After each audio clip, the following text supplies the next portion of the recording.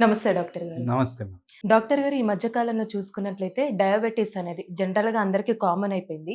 అయితే ఈ diabetes patients ఎవరైతే ఉన్నారో వాళ్ళకి సంబంధించి ఏమైనా హార్ట్ ప్రాబ్లమ్స్ గాని, గుండెకి సంబంధించి ఏదైనా ఆరోగ్య సమస్యలంటూ వస్తాయంటారా?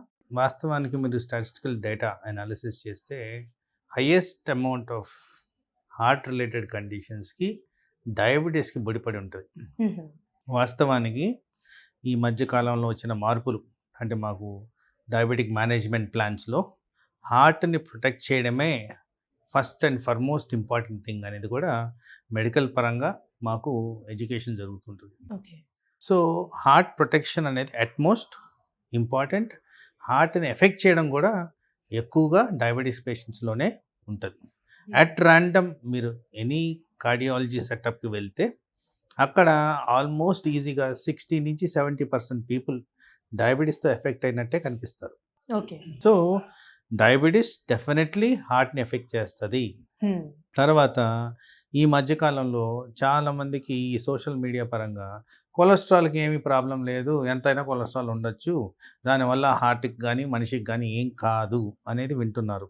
హ్మ్. అది కూడా తప్పు. ఎందుకంటే డయాబెటీస్లో కొలెస్ట్రాల్ కూడా పెరుగుద్ది.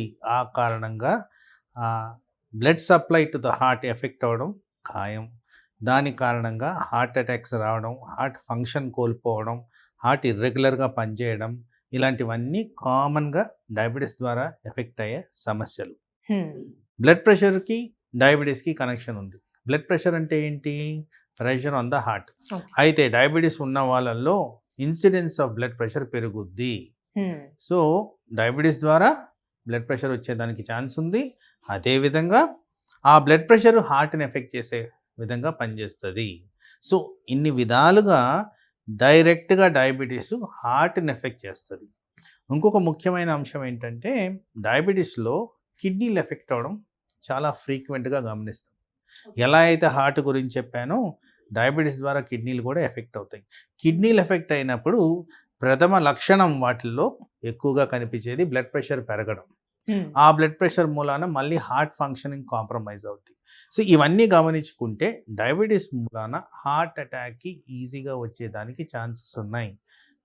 ఎక్కడైతే డయాబెటీస్ సరిగ్గా అదుపులో ఉండదో అక్కడ ఇలాంటి అనర్థాలు జరిగేదానికి ఆస్కారం ఎక్కువ ఉంది. కాబట్టి తప్పనిసరిగా డయాబెటీస్ని అదుపులో ఉంచుకోవడం ఇంపార్టెంట్. అదేవిధంగా బ్లడ్ ప్రెషర్, కొలెస్ట్రాల్ని కంట్రోల్ చేయడం ఇంపార్టెంట్.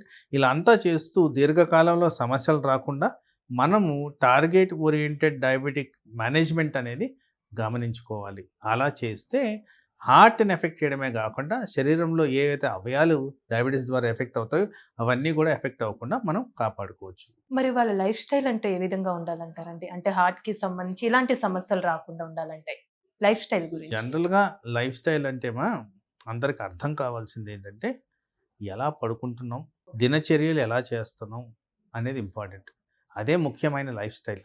అది కూడా ఒకరోజు, ఒక నెల, ఒక సంవత్సరం కాదు, లైఫ్ లాంగ్ చేసేదే లైఫ్ స్టైల్.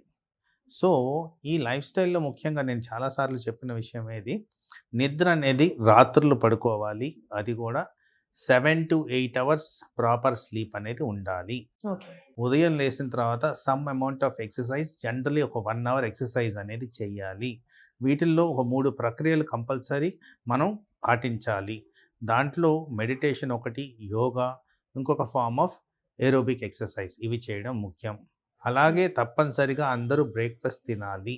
తినాలి. తర్వాత టైం ప్రకారం ఫుడ్ కన్జ్యూమ్ చేయాలి. డైట్లో dietician recommendations or expert recommendation ద్వారా డైట్ తీసుకోవడం ఇంపార్టెంట్.